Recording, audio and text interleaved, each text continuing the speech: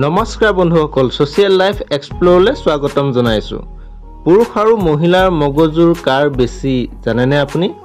পুৰুষ আৰু মহিলাৰ মগজুৰ কাৰ বেছি আৰু কাৰ কম, পাৰ্থক্য আছেনে নাই জানিবলৈ ভিডিঅ'টো চাওক।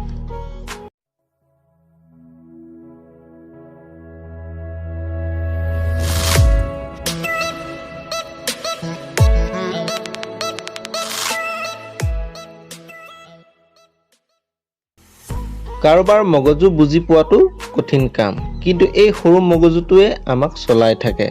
আমাৰ প্ৰতিটো ইচ্ছা মগজুৰ পৰাই আহে। মহিলাৰ মগজু পুৰুষৰ মগজুতকৈ বেলেগকৈ চলে, কিন্তু কেনেকৈ বেলেগকৈ চলিব পাৰে? কাৰণ দুয়োটা মানুহেই। সমাজত পুৰুষ আৰু মহিলাৰ কেইটামান নিৰ্দিষ্ট কৰ্মই আদিৰ পৰা আজিলৈকে চলি আছে। কি সঁচাকৈ মহিলাসকল মৰমীয়াল আৰু পুৰুষ যুদ্ধৰ কাৰণে হয় নেকি?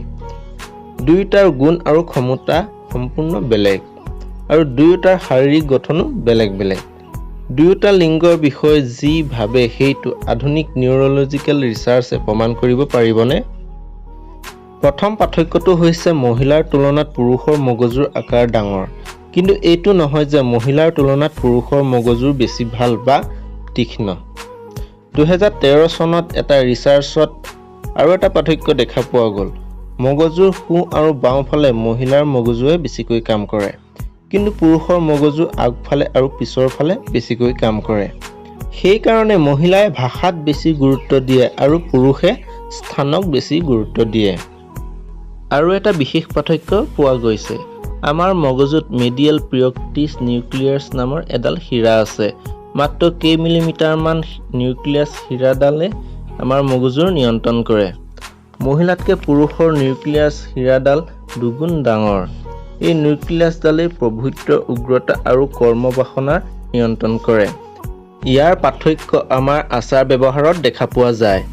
উদাহৰণস্বৰূপে, পুৰুষে সম্পৰ্কৰ বাহিৰত গৈ অনায়াসে ছেক্স কৰাৰ ইচ্ছা মহিলাতকৈ বেছি ৰাখে। পুৰুষ শাৰীৰিকভাৱে বেছি উগ্ৰ হয়। এইবোৰ তুলনা কৰি কিবা উত্তৰ পালোনে? পুৰুষ আৰু মহিলাৰ পাৰ্থক্য বিচাৰি বহুতো বৈজ্ঞানিকে বহু বছৰ আগৰ পৰা কাম কৰি আহিছে। এওঁলোকৰ ফলাফলৰ পৰা এইটোৱে দেখা পোৱা যায় যে ব্যৱহাৰিক ৰূপত কোনো ধৰণৰ পাৰ্থক্য নাই। বেলেগ বেলেগ বৈজ্ঞানিকৰ যুক্তিও বেলেগ বেলেগ। আজিৰ এই ভিডিঅ'টো চাই কেনেকুৱা পালে জনাব। নতুন দৰ্শকসকলে চেনেলটো ছাবস্ক্ৰাইব কৰি ল'ব আৰু লগতে থকা বেল আইকনটো বজাই দিব।